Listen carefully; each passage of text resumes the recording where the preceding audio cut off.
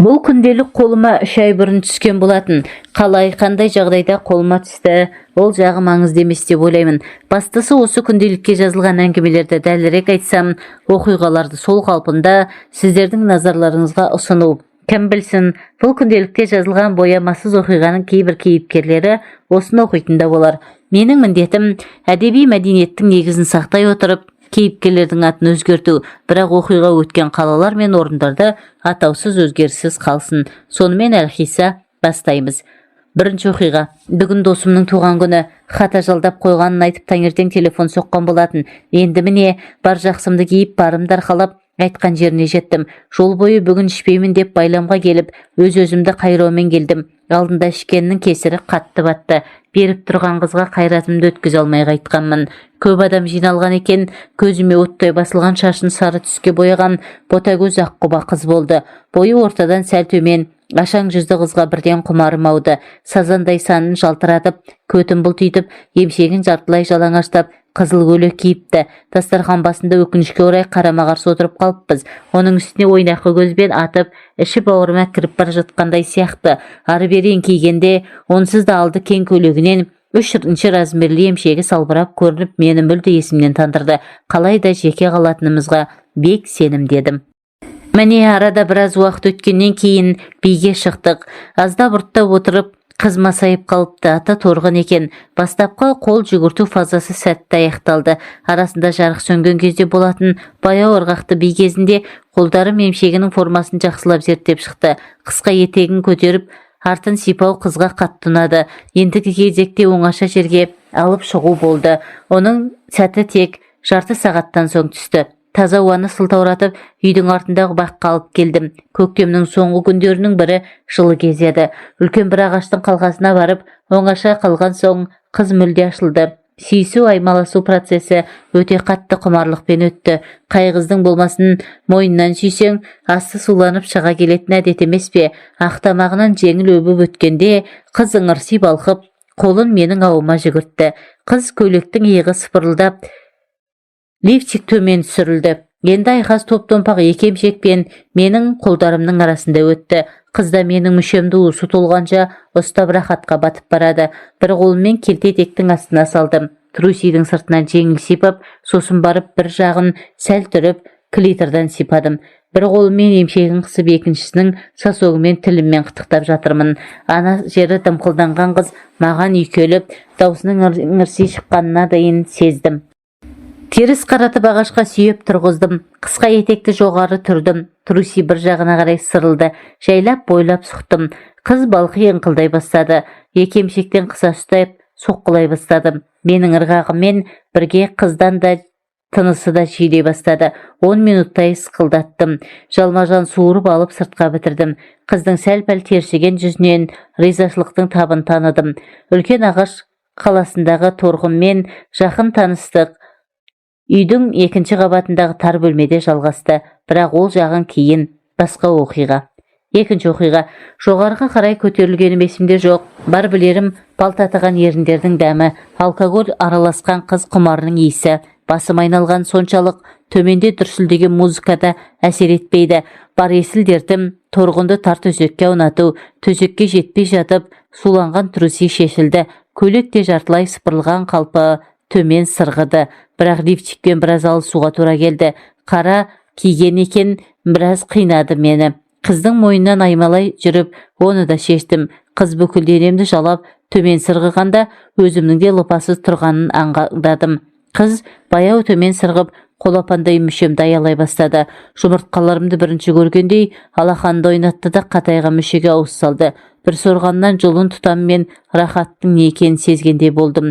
Шашымнан умаждай ұстап жабайы рахатқа батып, қанша тұрғанын білмеймін. Көзімді әрең ашып төмен қарасам, қыз қомпылдатып сорып жатыр екен. Енді сәл кешіксем қыздың аузына бітіретін түрім бар. Тұрғынды қақалдырмай тұрғанда ұрғылайын деп жоғары тарттым. Төсекке құлай кеттік. Аузына берген аздай енді кемшектің арасына қоптырғым келді. Тұрғын шалқалай жатты. Ойымды бірден түсінген сияқты. Өбілкен екемшектерін қыса ұстап ыңғайыма көне кетті. Мен қоптырып жатырмын. Аздан соң төмен сырғыдым. Қыз бұтын кең ашып шалқалай жатты. Шайлап кіргізіп изеңдей бастадым. Тағы деген торғынның балғын даусы мені одан әрмен елтеді. Осылай біраз соққылаған соң екі аяғын иық қалдым. Күн түймесі кеңінен ашылды. Түбіне дейін тығып қатты ұрғыладым. Екі қолым емшектерден босамайды. Ұзақ айдадым. Бұл жолы да мүшеғаптың жоқтығы білінді. Жалмазан суырып алып, ақ бұрқаншақты қыздың үстіне жібердім. Бәрі болып бояу сіңгесін. Ең бірінші ойлаған ойым бұл қыз қанша жігіттікін сорды. Ал мен онымен сүйістім, құсқым келді. Бірақ амал не? Енді аузын дұрыстап жуып жүрген шығар деген соқыр үмітпен үйге қайттым. Үшінші оқиға. Аружанмен танысқаныма бүгін екінші күн. Қалай екінші күн? Күні кеше ғана көз алдымда ойнап жүрген көршінің маңқа қызы сияқты еді. Енді міне бой жетіпті. Мен басқа қаладан екінші жылдың ішінде құлым мүсін айқындала түсіп. Сәл бүйралау келген қолаң шашы керемет көрік беретіндей. Бұрын бала күнінде киіп жүретін шорт-үй топиктерін бұл күндері ашық түсті жеңіл көйлек ауыстырыпты. Бұлтиған бөксесінің бүлкілінен еркек мүшесімен етене таныс екенін аңғаруға болатын еді. Ебін тауып жүріп әйтеуір сөйлестім. Басында қалап жүрген қыз енді менімен жыртыңдасуға жарап қалғаны білінеді. Сол жыртыңдасудың жалғасы ертесінде менің көлігімнің ішінде жалғасады деп еш ойламаған едім. Жаздың желсіз түні дүкенге барып келейік деген сылтаумен Аружан менің машинама мініп алып еді. Колледждің бірінші курсын бітірген қызды оңаша алып кету мен ойлағаннан да оңай болып шықты. Ауа райының қандай әсерлі екені жайлы әңгіме енді кіндіктен төмен түсіп, жанды жерге барып қадалды. Сыраны сызылта ішіп отырған 17 жасар қыз әңгімешіл екен. Мен әдейі қоздыра аяқтарын айқастырып отыр. Аппақ санға қолымды жүгіртіп бастадым. Жеңіл сүйісіп отырып санынан сипалай бердім. Жас қыз бар ыңғайды маған беріп, бар ырқыма көніп жатыр. Келесі кезек екі санның арасындағы бір сызық саусақ тығуға тура келді. Ернін мойынның омырауын сорып, көйлектің сыдырмасын ағытып екемшекті жалаңаштадым. Орташа келген кеседей төңкерілген жағын ғана қосанарды кезек сорумен болдым. Сасоктары қатайып, қыз ыңырси шашымды сипалай берді. Бір қолым қыздың ауымен әуре болып жатыр. Труси суланды. Менікі бас көтерді. Қызды көліктің артқы отырғышына жатқыздым. Айналдырған аз уақыттың ішінде ақ көлік пен ақ труси шешілді. Қыздың еш қарсылықсыз берілгені мені ойландырып та жатпады. Қызды бір қырынан жатқызып артынан жақындадым. Оймақтай ғана көліктің артқы отырғышы ыңғайсыздау екен. Өзім сыртқа шығып тұрып істеуіме тура келді. Біріншісін тез бітірдім. Тар екен. Аздан соң Аружан үстіме мінді. Анандай кинодан бар көргенін істеп тырысып бағуды. Ыңқылдаған балғын даусы тым әсерлі еді. Осылай екі рет көлікті сіркілегеннен кейін үйге қайттық. Келесі жолы Аружанға жаңа позаларды үйретуге уәде бергем. Көреміз, ол қыз енді маған үйретіп жүрмесе. Төртінші оқиға. Бұл қызбен алғаш кездесуіміз мен үшін жақсы әсер қалдыра қоймады. Орал қаласының түнгі клубтарының біріне бас сұққан едім. Іссапармен келгеніме бүгін үшінші күн болды. Ертең күн жексенбі. Тыпыршып үйде жата алмадым. Бейтаныс қалада жалғыз өзімді еркін ұстауға тырысып, ең алғаш кездескен түнгі клубқа кіре салғанмын. Енді міне темекі шегетін арнайы орынға шығып, көк түтінді будақтатып тұрмын. Дәл жанымда телефонмен сөйлесіп бір бойжеткен тұрды. Мини юбка үстінде кигені жеңіл киім сымақ. Қыз үйден киініп шығарда шешінудің барынша жылдам болғанын жоспарлап шыққан болуы керек. Биік каблугынан еркетотай қыз екенін аңғару қиын емес. Қозғалысы мен дауыс ырғағы оның тым тәкаппар екенін аңғартып тұрды. Маған самарқау ғана көз тастады да жіңішке темекісін еріне қыстырды. Сөйтті де телефонмен сөйлескен қалпы маған жақындады. Темекі тұтат дегені. Сырт етіп шырпы жағылды. Бұрқ етіп темекі тұтанды. Қыз маған қарамаған күй теріс айналды. Келесі жолы атасының бас темекі тұтатамын. Ілтипат білдіріп басын бір изесе де болар еді. Ішімнен бұрқ етіп бір боқтадым да ішке ендім. Арада сүт пісірім уақыт өткеннен кейін қарық сатқан карма мини юбкамен қайта жолықтым. Көңіл күйі тым жақсы сияқты. Сәсі түсіп тілдесіп кеттік. Неге екенін білмеймін, ат есімде қалмапты. Бар білерім арада аз уақыт өткенде қыздар туалетінде аймаласып жатқанымыз. Үстіне ораған жеңіл шүберек оңай шешілді. Ақылыңнан айналайын Ару лифчик кимеген екен. Емшегі аса үлкен емес. Екі сасок екі жаққа қарап сүйірлене біткен жұмсақ анар. Мұндай анар ләззатқа тез берілетін, жылдан балқитын қыздарға тән.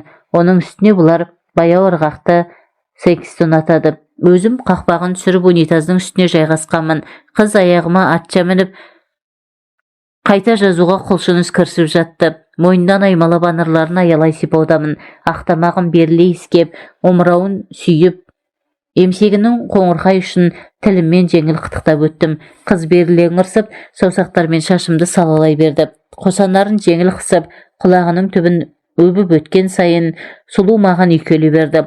Қашанда секс қыздар өздерінің дайын екенін даусының ырғағымен жеткізетін әдет емес пе? Мен қолымды юбканың астына жүгірткен сайын ыңырсуы жиілей берді. Қызды орнынан сәл көтердім де қатайға мүшемді суырып алдым. Мүше қап киіп жатқанда менің бір жағына қарай қисая біткен құралымның үлкендігіне риза болғандай бір жымиды да тілін еріндерін жалап өтті. Торлана тігілген жеңіл трусиді бір жағына асырып қызды отырғыздым. Баяу ырғақпен қозғалудамыз. Мен ілгері кейін қозғаған сайын қыз бөксесін менімен бір ырғақта қозғалта берді. Анарын кезек сорумен аузым босамады. Құмарлықтың құдіреті ғой. Мен бітірбергенше сұлу ыңқылдап саусағымен клиторын беріле үйкелеп екі рет бітірді. Келесісін қызды талтайта тұрғызып артынан ұрғыладым. Бар күшімді салып ыңқылдатып жатырмын. Туалетке кіріп шығып жүрген кей қыздардың жыртың күлкісімен құмарлары оянып, есікке жақындап тың-тыңдап жатқанына қарамадым. Бір қолыммен анарын қыса ұстап, бір қолыммен клиторды оқалап тұрып айдап жатырмын. Қысқа юбка жоғары түрілген қыз бөксесінің өте әдемі екенін аңдадым. Мен ұрғылаған сайын бүлк-бүлк етеді. Қыз тағы үш рет бітіріп үлгерді. Ыңырси шыңғырды. Жалма-жан аузын баса қойдым. Ол болса саусақтарымен сорып өліп барады. Пергілеген сайын шылп-шылп еткен дыбыстан қыздың бірнеше мәрте бітіргенін сезіп тұрмын. Өзім бітірер кезде құмарлана жылдам ұрғыладым. Қайта айдағаным соншалық өлердей боянған қыздың опадала бұрқылдап кеткен болар. Арқамнан тер шықты. Бәрін бітіріп кабинадан шыққан кезде екі-үш қыздың тесіле қарап тұрғанын байқап қалдым. Қыздар туалетінде өткен осы айқас сәтті аяқталды деп ойлаймын. Мен түннің сәтті өткеніне мәз болып шығып бара жатқанымда жаңағы қыздың бір бұйрабас жігітті туалетке қарай сүйреп бара жатқанын байқап қалдым. Жалпы адамның жаратылысы қызық қой. Туа бітті, бойымен бірге жарылған, нәпсінің құпиясын шешу, ләззатты алудың қызығына таю еш мүмкін емес әрине. Жалпы алғанда еркек кіндік біткеннің бәрі көзбен жақсы көреді деген сөз бар. Бұл талассыз ақиқат. Әрине, әсіресе менің өзім жартылай жалаңаш қыз көрсем қозып кетемін. Ал нақтырақ айтсам, жартылай ашық кеуде мен қара қапрон киген қыз көрсем есім кететіні бар. Бұл жолы да сол әлсіздігіме жол бердім. Көлігім бұзылып, қара жаяу жүрген кезім, жұмыстан соң асықпай аялдамаға жақындаймын. Содан кейін итерісіп автобусқа кіресің, кептеліп бір сағат тұрасың, әзер дегенде үйге жетіп талағылайсың. Жаяу жүрудің азабы осы. Осыны ойлап аяғымды әрең басып, аялдамаға келдім. Қара құрым адам, баяғы әдетімше қыздарды көзбен шешіндіріп, көпшілікті бір шолып шықтым.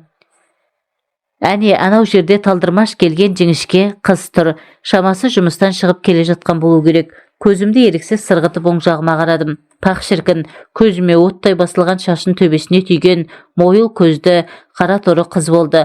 Ақ кофта, қара юбка, орташа биіктіктегі туфли бұл қыз кеңседе қызмет ететінін көрсетіп тұр. Қалың ернін жеңіл қызыл түске бояған, кірпігін тушпен қайыра көтеріпті. Талайды көрген сұлусың-ау шамасы деп ойладым ішімнен. Қалай таныссам болар екен? Танысудың сәті бірден түсе қоймады. Итерісіп сығылысып жүріп, сол мінген автобусқа мініп кеттім. Нәпсі шіркін естетпейді. Қыздан алыстамауға тырысамын. Ебін тауып қыздың артынан тақала тұрдым.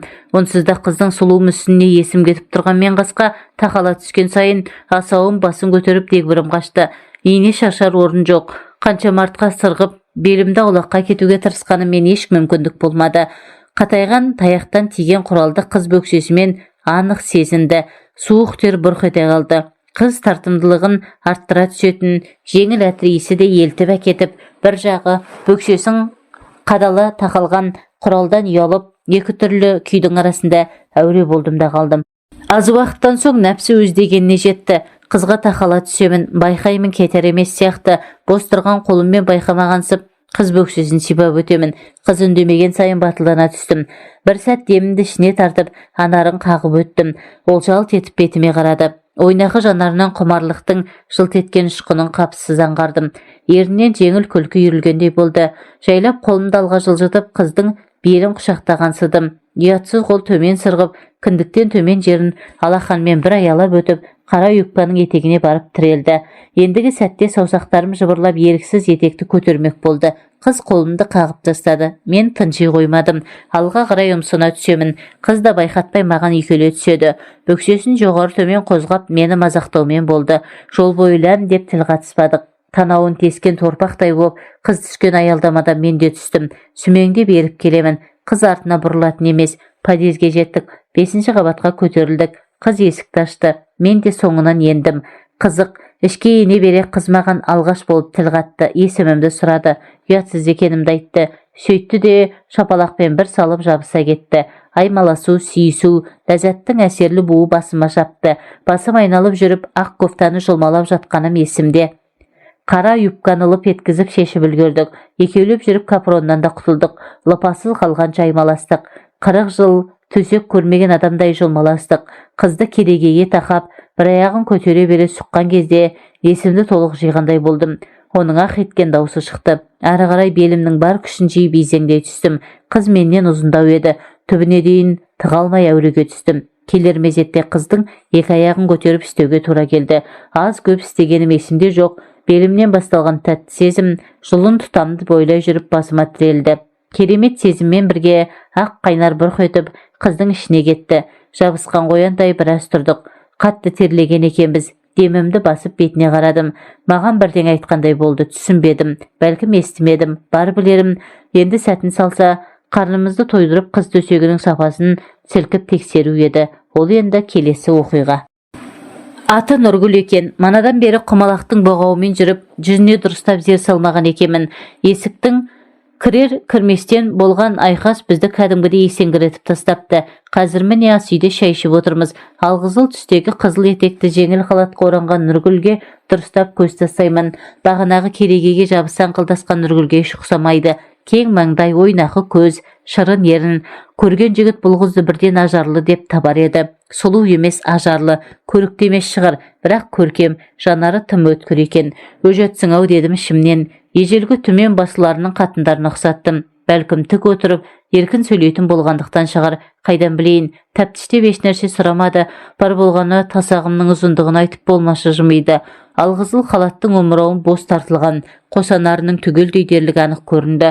Төңкеріле біткен алмұртқа ұқсаттым.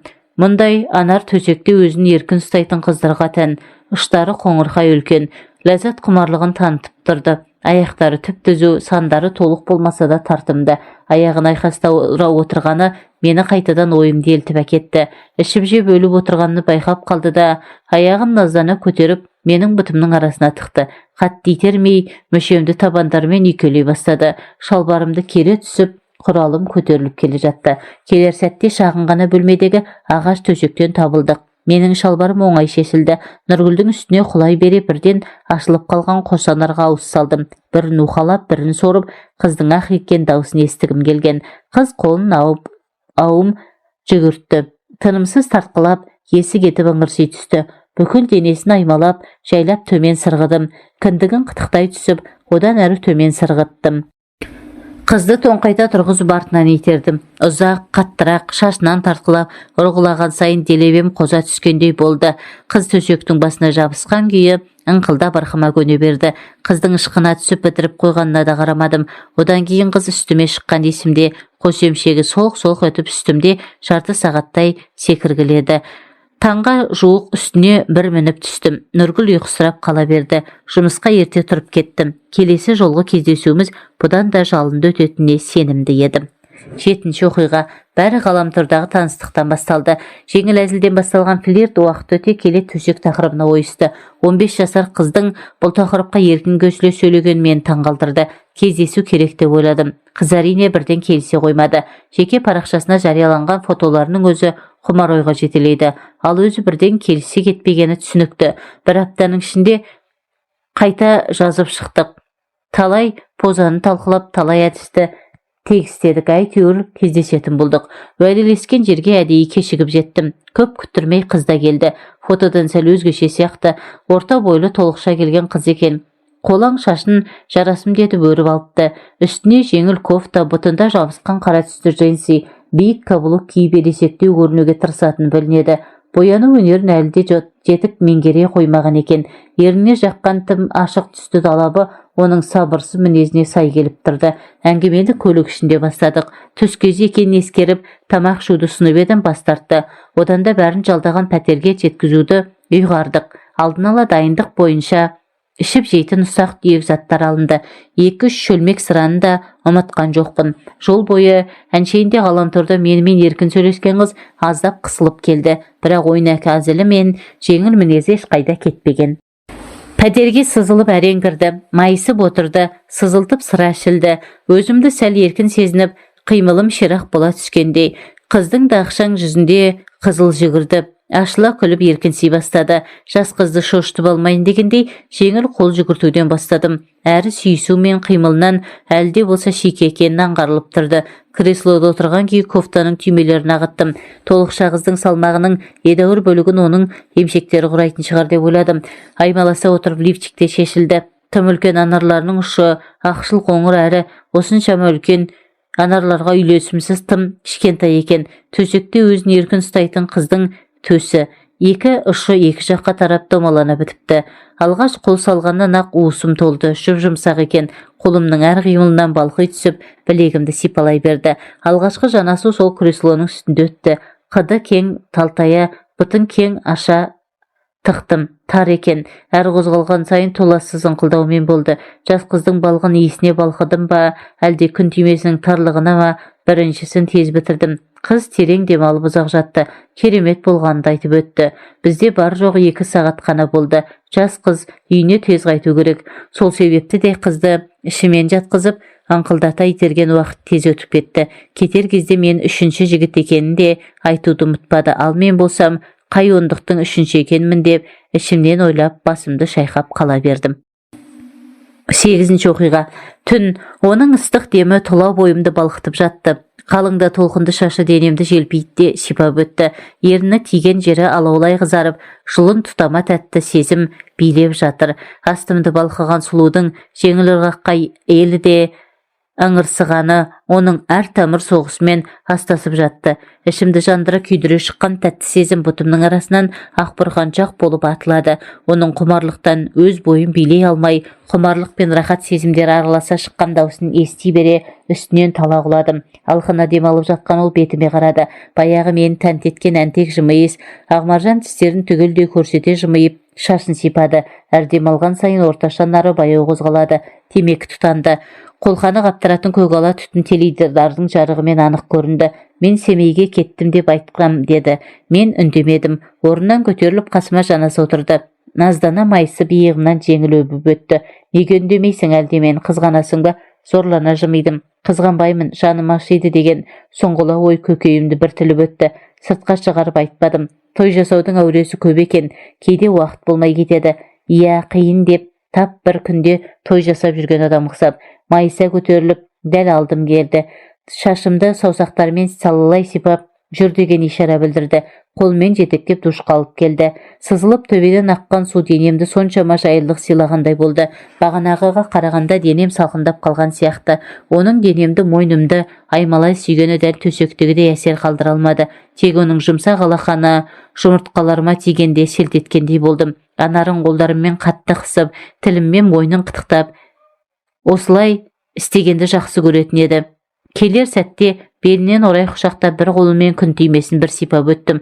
Мүшемді бір аяғын көтере талтая тұрып өзі кіргізді. Сылт едіп кірді. Солқ еткізе соғып, шылп-шылп айдай бастадым. Оттай күйдірген ыстық дем менің ырғағыммен бірге күшейе түсті.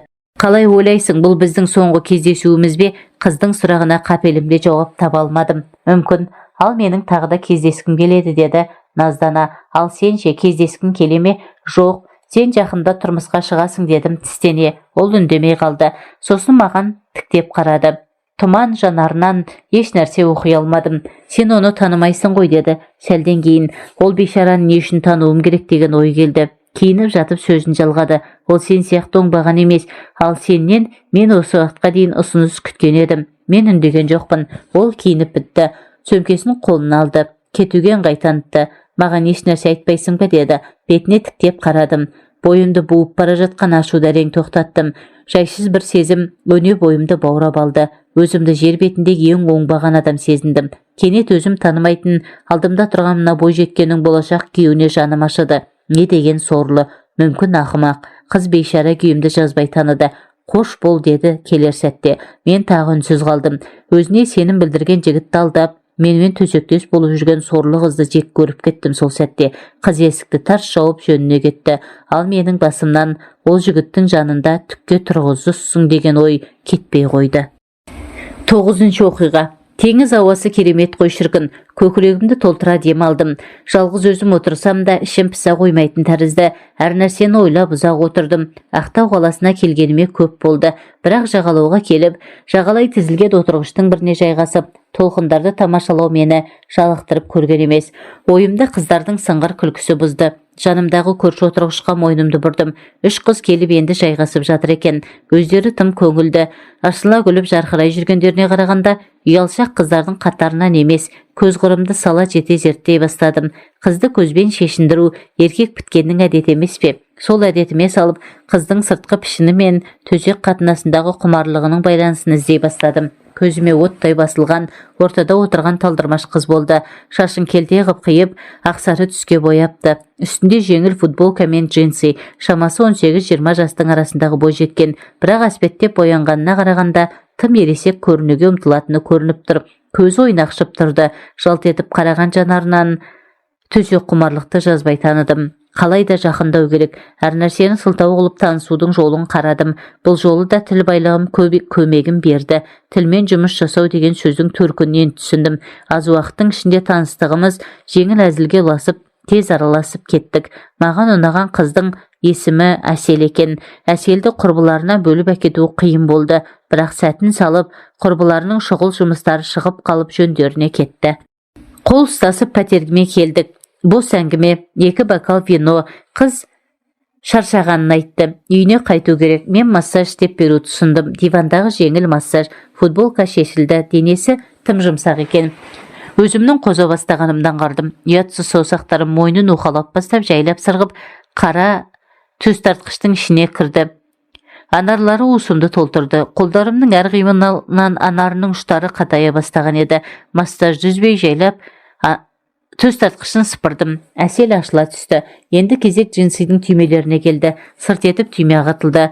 Қара іш киімнің шеті көрінді. Әсел қолдарымен бұтымды сипап тауып, аузымды сипалай бастады. Шалбарым шешілді. Қатайған құралым сыртқа шықты. Ернін тістеген күйі қоптыра бастады. Осы кезде менің бір қолым қара іш киімнің ішіне кіріп үлгерген еді. Кенет қыз шалыс қимылдап маған бұрылды. Басынан кете бере құралыма ауыз салды. Тілдерімен ұшын бір қытықтап өтті де асықпай сора бастады. Бітіп қоюға шақ қалдым. Өзімді әрең ұстап қыздың ана жерімен ойнауды тоқтатпадым. Қолыма құса ұстаған мүше қапты аузына кигіздім. Сөйтті де үстіме мініп, лып еткізіп кіргізді. Бөксесін ырғай қозғалды. Мен болсам қос емшекті құса ұстаған күйі тез бітіп қоймас үшін тістендім де қалдым. Келер сәтте қызды оң жағыма аудара бере тоңқайта тұрғыздым. Қызды әкке екен. Артын ыңғайлап жоғары көтере тізерледі де басын жастыққа қойды. Ыңырана тығып ұрғылап жатырмын. Қыз ыңырси түсіп бір қолмен сызығының үстін уқалай бастады. Әр ұрғылаған сайын даусы күшейе түсті. Енді өзімді ұстау еш мүмкін емес. Түбіне дейін тақай тығып тырыса бітірдім. Bir сәтке бойымды тәтті сезім билеп өтті. Қыз терең демалып, басын көтермей біраз жатты. Менікі қайта бас көтерді. Әселді ауната жатқызып үстіне қондым. Асыға мүше қап кидім. 2 аяғын қолдарыма іле бере талтайта ашып қатты ұрғыладым. Қыздың ақ етіп даусы шықты. Алдыға ұмсына берімді шеңбер жасай бұра-бұрғылап жатырмын. Әсел бір қолымен емшектерін қысып ыңқылдай түсті. Қыз бөксесін қозғалта бере бір рет бітіріп үлгерді. Мен ұрғылауымды үдете түстім. 2 аяғымды иығыма ілгенде қыз бөксеме жабысып, өзіне тартқылай бір осып өтті. Арқамнан ашып кеткені мені қоздыра түскендей болды. Аяғым бір жаққа асыра қапталдай жатқызып айдай бастадым. Қыз құмарлықтан бойым билей алмай шыңғыра бастады. Мен де итеңде безеп емірене бітірдім. Душқа асығыс түсіп шыққан Әсел үйге асықты. Күн батпай жетіп алмаса айқай болатынын айтты. Ал мен келесі кездесуді асыға күтетін болдым.